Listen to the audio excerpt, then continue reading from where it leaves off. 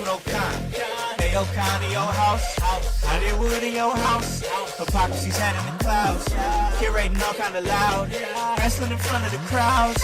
Paragon's holding it down. Anybody can get it. Come to us for your news and opinions. We got a voice. There is no choice. We're them boys in your house making wrestling noise. Moving fast, it's like cruiserweight action. In your house is the perfect distraction. Pump us in your ears when you in traction. Get this work with some wrestling action. Smooth. What's up, guys? What's cracking? Hollywood House. In your house. We're here. We're ready to make a movie. I hope you guys are ready to make a movie. I hope you guys are with the shits, because I'm with the shits. And I'm ready to talk a little wrestling. That is right. We are back here on In Your House, ready to talk a little bit of wrestling. Like I just said, that's what we do, all right? It's a vibe. Anytime we slide through, give y'all that work, give y'all that energy when it comes to pro wrestling. So, this is, of course, my solo shot. And normally when I do my Monday Night Raw solo shot, I'm not usually live here on Facebook and on IG Live and on X and wherever. I'm everywhere. All right, I'm out here. All right, but I did it this time because this right here, this is the last broadcast that I'm going to be doing at my current location. So I wanted to hop on here, do a little face-to-face interaction. If anybody wants to slide through on their lunch break, they can slide on through. But of course, this will be available. The podcast version will be available on Apple Podcasts, on Spotify a little bit after this is done. Just give me some time to edit it, flip it and reverse it, put it out there, and you guys can check it out wherever you get your podcast at. But with all that being said and things of that nature, a lot of things moving for me and my family, me and the household. We're moving to a new location. It's great. We're excited. It's a great vibe. But while we're moving, wrestling is still moving too, and the road to WrestleMania is indeed still moving. And we had Monday Night Raw last night. We had Elimination Chamber from Perth, Australia. Who got up early to watch that? Who did you guys get up early to watch it? I watched it after work. I checked it out after I got off from work because I work early and I usually get off by at least early afternoon. So I checked it out after I got off, and I thought it was a pretty good show. It was a show that was, for me, predictable. Everybody who won, they won. So, it is what it is. But we had a lot of moving parts that went into this particular episode of Monday Night Raw that just happened, and a lot of moving parts that went into Elimination Chamber. We saw many matches be set up, possibly looking at Logan Paul versus Randy Orton, possibly looking at AJ Styles versus LA Knight. Is the United States title going to be on the line? Logan Paul? Is it going to be Logan Paul and Randy versus for the United States Championship? That'd be interesting. We'd have to see. But a lot of moving parts going into that. Of course, we had Rhea Ripley main evented, and I don't think that's a surprise to anybody that she was main eventing that show in Australia, and she came up on top. A lot of people don't know that Nia Jax was actually born in Australia, so this was kind of a homecoming for her too, but definitely big for Rhea, huge for Rhea, and a big opportunity. It was a chance to have a Mania moment before Mania. I mean, that's crazy. She's on a different level right now with her run, and I think it's really exciting to see, and I've been enjoying it. I hope you guys have too. We often get into the way of when things get too good, especially in this community, the professional wrestling community. We tend to get in the way when things get too good. We start to rebel against it. We start to say things like, oh, well, she's not that good, or, oh, she's overrated. That's the one right there. Overrated is such a big buzzword. When people get to a point in wrestling where they probably should be at, or where they worked hard, and now it's to a point where you're kind of seeing them a little bit too much, like it feels like they're being oversaturated, then that's when that word overrated comes into play. And, it just becomes a whole thing. It's really body of work. I think people, they don't like to see people who, it's weird because you rooted for them to be there, and then they got there and they're like, I don't want it anymore. that's a whole nother thing, a whole nother conversation. But once again, back to Elimination Chamber for a little bit before I get to Monday Night Raw. Once again, thought it was a good show, enjoyed it. Tiffany Stratton came out looking like a star in her chamber match. Just want to talk about that real quick because we haven't had a chance to really talk about the Elimination Chamber results myself or Hype or P or anybody for that matter that's affiliated with the show. It's Tiffy time, bro. Like, it's Tiffy time, straight up. Like, it's Tiffy time. So, we love to see it. It's a great vibe.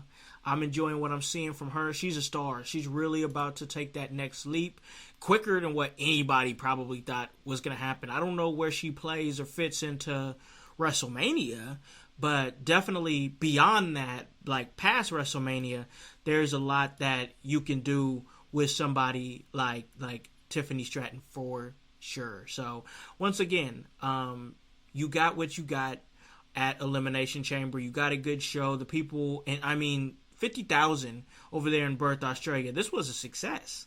I mean, yes, it was a show where everything that we thought was going to happen ended up happening. Did we get a little bit of twists and turns along the way? Yeah, we did. You know, a couple other situations kind of situated themselves. You know, and I think that's exactly what I said was going to happen, though. Like, this is going to be a show that puts the cement on a lot of WrestleMania matches, and even more WrestleMania matches than we even really thought. Because I didn't think that we was going to get a hint at LA Knight versus AJ Styles, or even Logan Paul versus Randy Orton. So I thought that was good stuff. Once again, thought the show was good. Elimination Chamber, predictable show, but that's not always a bad thing. I was just saying this in the In Your House group chat, that sometimes there's no, like, if you know where you're trying to go, what's the point in trying to be overly convoluted just to trick people? Why? Like, I mean, sometimes a swerve is nice, don't get me wrong, but sometimes we just got to get there, and people don't want to just get there. They want all these twists and turns, and they want how they want, and they want what they want, and things of that nature, and you just got to learn to just enjoy the ride. And, you know, you see it a lot. That's kind of why I just kind of have, like, backed off really on social media. Like, I stay tuned in. Like, I got, like, for what I do here, I got to stay plugged in to what's going on. But, like, as far as people's comments or what people, put out on social media, it's all just a huge mess of ideas, and everybody thinks that their idea is the best idea. And I'm not saying every idea I have is the best idea. I'm not saying that. I'm just saying that there's a time and a place for it, and people just regurgitate all their ideas on social media and complain about how they can do it better and this and that. And okay, great. Maybe you could. I'm not going to be one of those guys to tell you to start your own promotion, because please don't. please don't. But, you know, it unless you're trying to do good for wrestling, then that's different. But, you know, it's a thing where it's like, man, just let it play out. And if you don't like what you're watching, then there's definitely other great wrestling programs out there to watch, you know? And I'm not saying don't ever complain. That's not it. I'm not saying that you can't ever complain or anything like that. I'm just saying, like, sometimes you just got to let things play out. It is what it is, you know? And that's what we saw with Elimination Chamber. It was obvious to me and a lot of other people that kind of know what's going on. And it was what it was. But I enjoyed the ride to get there, because I thought the Elimination Chamber matches were fun. Okay, so on to Monday Night Raw. I had to talk a little bit about Elimination Chamber because we really didn't talk about it. I want to talk a little bit about Monday Night Raw. Last night, that was February 26th edition. I believe they were in San Jose. Rhea Ripley and her WrestleMania #1 contender, Becky Lynch, they came face to face. And I think this is exactly what I saw coming and a lot of other people saw coming. It's the two most dominant females on the roster right now. Two of the most over on the roster right now. Becky Lynch has had a big year in the last year with her NXT run and working with Trish Stratus, and she's done a good job of staying away from Rhea Ripley, to be quite honest. While Rhea Ripley's been off doing her own thing, she's been having title defenses. Then there was a time where she wasn't defending the title at all, and then it was just like, okay, so she's for sure going into Mania the champion for a full year, because she won it at last year's WrestleMania. So she's at least going to go somewhere around a calendar year for her reign, which is great. Are they going to have Becky win and take this title off her and give her another reign? And we were talking a little bit about this in the In Your House group chat, and I want to bring into this particular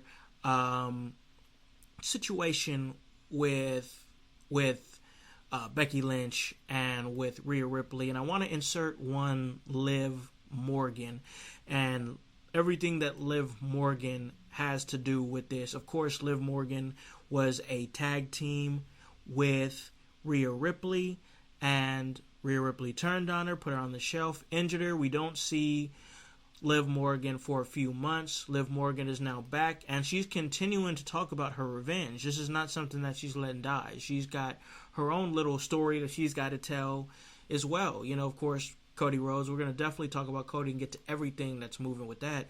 But Liv, she's got her own little story going right now to try to get revenge on Rhea Ripley.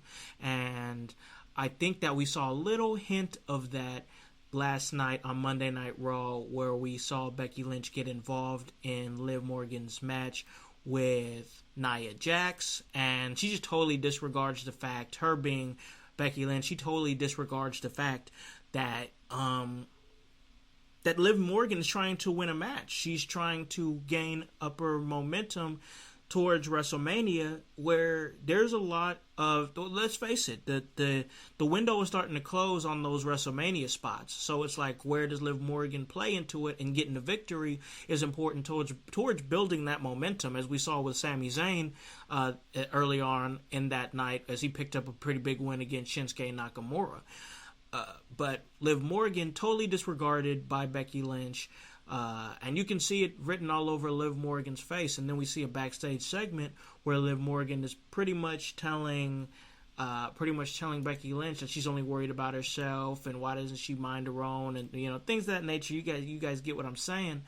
She's just worried about herself. Are we seeing a villain arc here with Liv Morgan?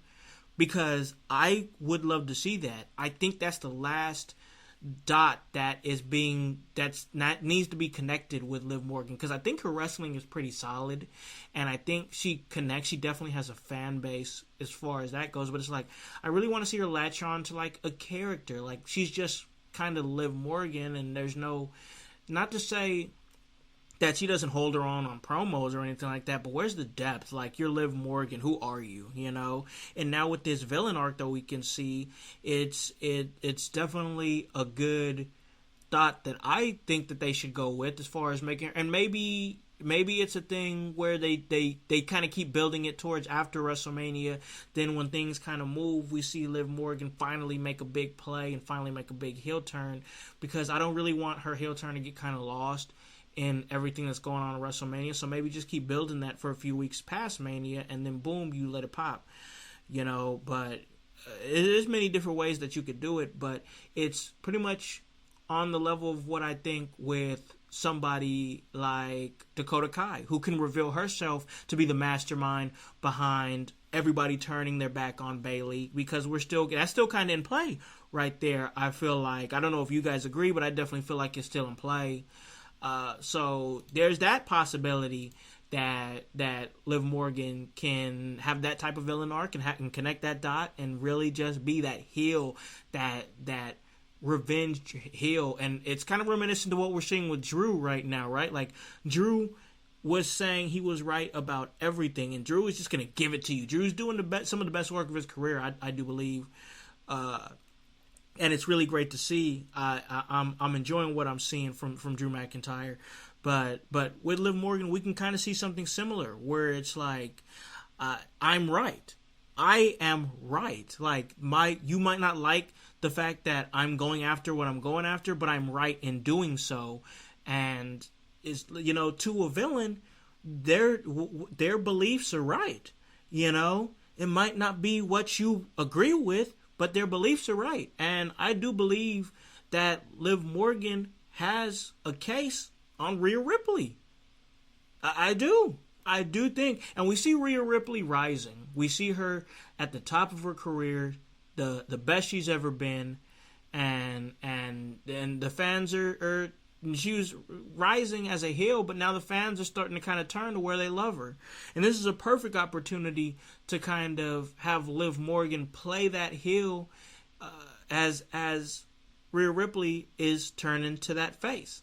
So it's a good chance to establish Rhea as a babyface if that's what you want to do. But it's an even better opportunity to establish Liv Morgan as a revenge-driven heel.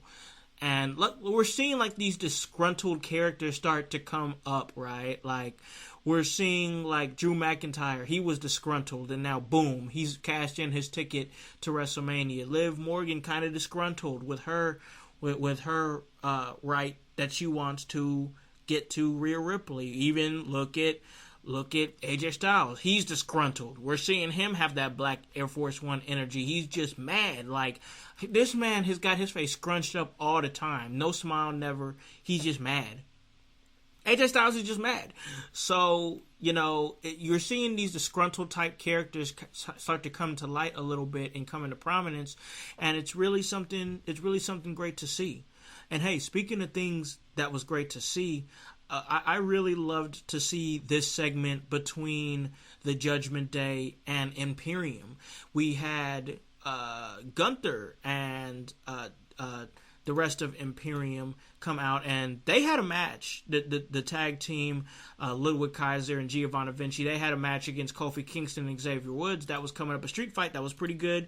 That was coming up shortly after that segment. And basically it was Gunther saying, hey, I have done everything. I am the greatest Intercontinental Champion of all time. And you see that, you see this rise happening with Gunther, and the rise, it's here, it's happening, but now we're seeing him kind of like, what's next for me? And so he named names like Sami Zayn, he named names like Chad Gable, he named names like The Miz, which maybe even leads me to believe maybe there's going to be a multi-man match happening for Gunther. There's no telling what could happen. You name those guys for a reason, so who knows? But out comes the Judgment Day, and pretty much Damian Priest, he's got a head full of steam, bro. Like, he is saying that championship is coming to the Judgment Day. He's standing tall against Gunther and his squad. And he says it doesn't matter who's going to win it. The fact of the matter is it's going to come to the Judgment Day. And even Gunther was like, obviously you're not cashing that briefcase in on me right now, so who's it going to be? Well, you had Dominic Mysterio, one of the most over heel in the company, step up and say, I'll do it. I'll take on this big man. Like, my God, I'm loving what he's doing. He's great. He's definitely great. But yeah, I loved that segment just because like it continues to show you that the Judgment Day is wanting to continue their reign of dominance on Monday Night Raw. So now there's kind of like this little turf war going on. Like, hey, you got something that we want, so now we got to press you. So, and I love that. That's what I liked. The fact that Damian Priest and the Judgment Day came out and pressed Imperium to pretty fairly dominant factions. I don't want to say one is more dominant than the other. I think Judgment Day is more dominant than Imperium. They're definitely like main event status and whatnot, and Imperium is more floating around the mid-card. But in their respective areas where they're on the show, they dominate. So this was good to me. I enjoyed it. I thought it was a good vibe and a good segment to keep questions raised on what's going to happen with the Intercontinental Championship moving forward and as WrestleMania season continues to ramp up. So I thought that that was pretty good. We also saw interaction between Drew McIntyre, who I believe, once again, is doing some of the best work that he's doing, and Seth Rollins, the World Heavyweight Champion. And Drew comes out, accepts, the fact, I've won, I'm the champion, or not the champion, I'm fighting for the championship. And he's going to be fighting for that championship at WrestleMania. But he says that the doctors say that he might not make it to WrestleMania. And then he goes on to say, who do you think I am? CM Punk?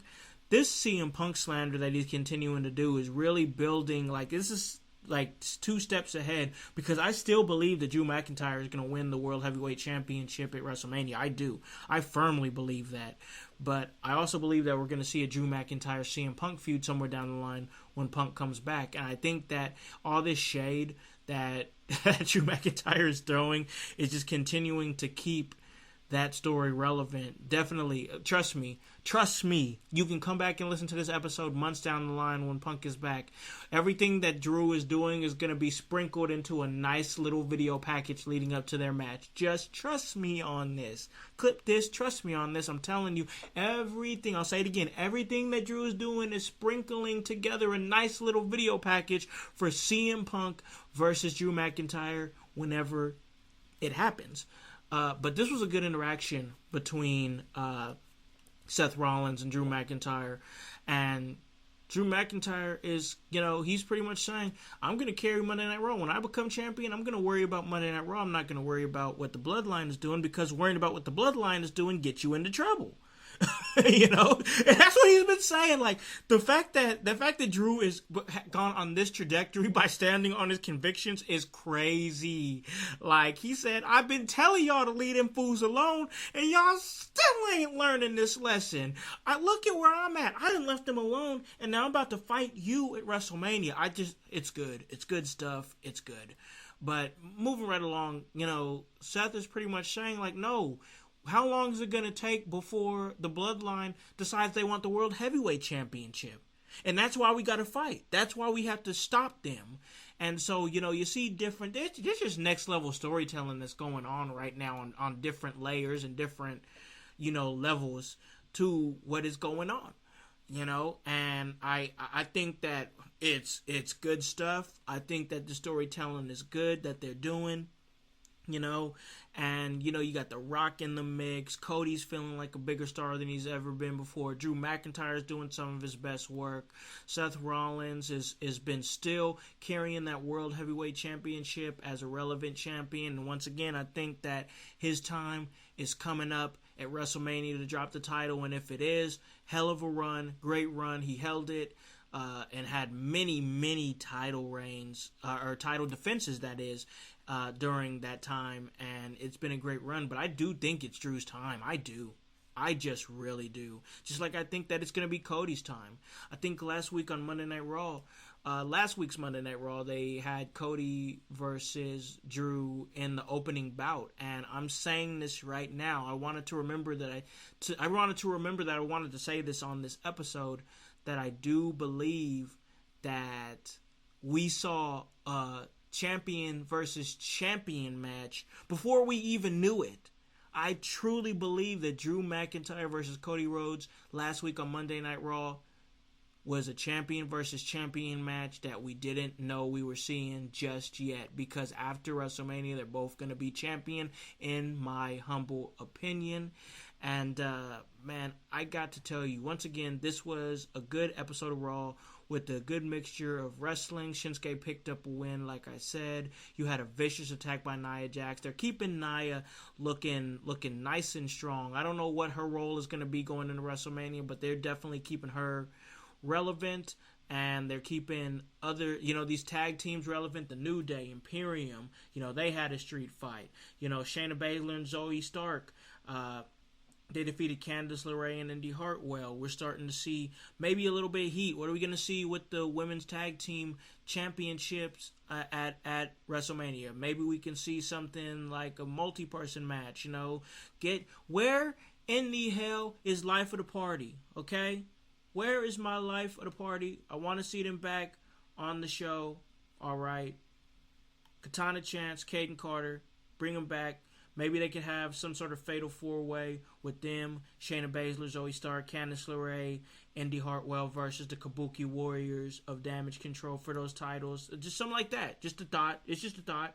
You know, what do you guys think? You let me know either in the comments you guys hear or later on when you guys listen to this on the podcast episode or the podcast version.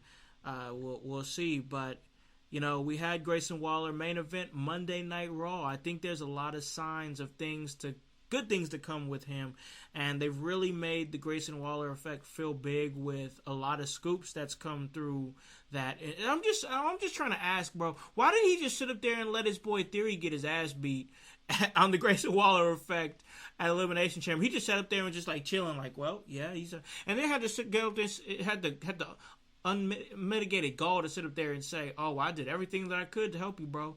And in theory, like, what, bro? No, you didn't. You watched it happen. But, you know, he took the L in this main event, but did he really take an L? He main evented his first ever Monday Night Raw. Once again, big things coming for Grayson Waller. But the story here was what happened at the end of the show, where Paul Heyman does what a great manager does when his clients aren't in the building, and that's control the situation. And he comes out with the security force, apparently some fired or off-duty or disgraced cops from the NYPD. I don't know what kind of connections Heyman has, but he flew him out to San Jose to protect him against whatever Cody Rhodes might bring to him, because the Bloodline was not on Monday Night Raw. There was not a single member of the Bloodline besides Paul Heyman that was on Monday Night Raw. So, you know, Paul comes out and he's pretty much saying he needs to keep, him being Cody, needs to keep The Rock's name out of his mouth. He needs to rescind this challenge towards The Rock. And now we're kind of seeing Paul Heyman become the representation of both the tribal chief and the high chief of the Bloodline. This is just an interesting wrinkle. It's crazy. You got this happening where it seems like they're embracing what's going on. And a lot of people might not like the hard turn that happened between the time that Cody Rhodes shook The Rock's hand and when the slap happened, you know, and he said he Will Smithed him. Like, Paul Heyman said he Will Smithed him. I gotta admit, I laughed about that. Paul Heyman just masterful on the mic.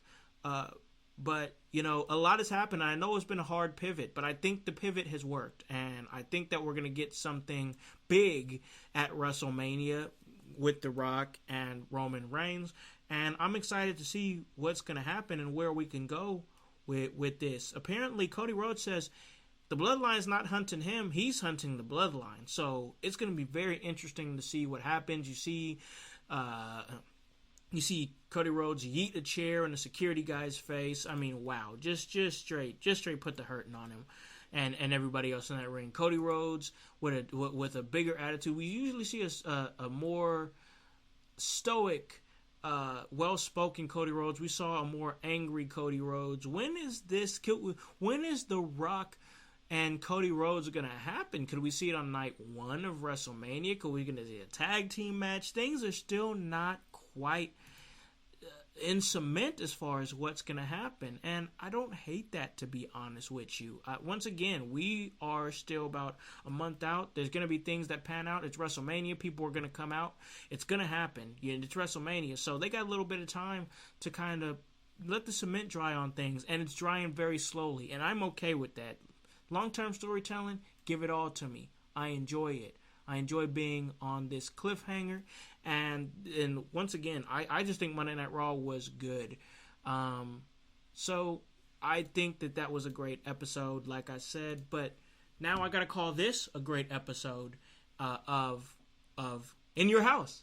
The last broadcast here at the house that I started this podcast in. The house that I drove back home to from OVW. The house that I flew back to from Vegas with Paragon and Sam Knight. So many things have happened in the last 6 years. Life-changing things have happened here for me and my family, but now we're going to move forward. We're going to go into a better situation for me and my family, and now I'm going to have an opportunity to give you guys out there in the household better content. Household Studios, House Hustle Studios. I haven't decided a name yet. I'm kind of playing with both, but either way, the studio is going up, y'all. I'm very excited. I've been working from this desk for 6 years. The studio is going to be slowly going up. We here now. I'm very excited. I hope you guys are too. Once again, slowing it up a little bit here in March because of the move that is happening for myself and my family. It's going to be great. I'm going to be transitioning. I'm going to be packing up a lot of stuff. As I'm packing up stuff, I really want to check out this new show called Shogun. It's on FX and Hulu, and it's been getting rave reviews. I think I want to check that out as I'm continuing to pack. Got a lot of running to do, guys, so forgive me if we're not back for a couple of weeks, but it's because I'm looking to give you guys bigger and better content. Really appreciate you guys.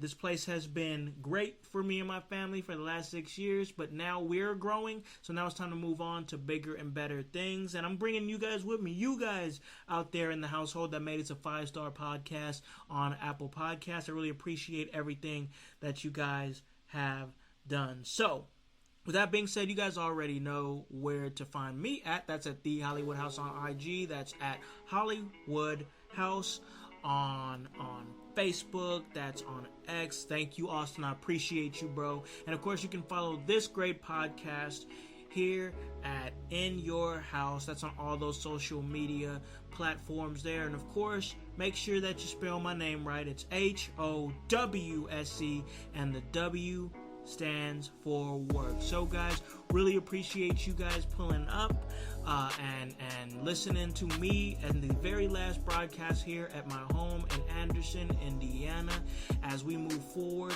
But, guys, as we move forward, I need you guys to do one thing for me, and that's to tell a friend, to tell a friend, to tell a friend to hop on this bandwagon. Get on or get gone, because the household is still going mighty strong. You guys have a great day, a great rest of your week. Hollywood House, signing off for the final time here in Anderson, Indiana. Peace.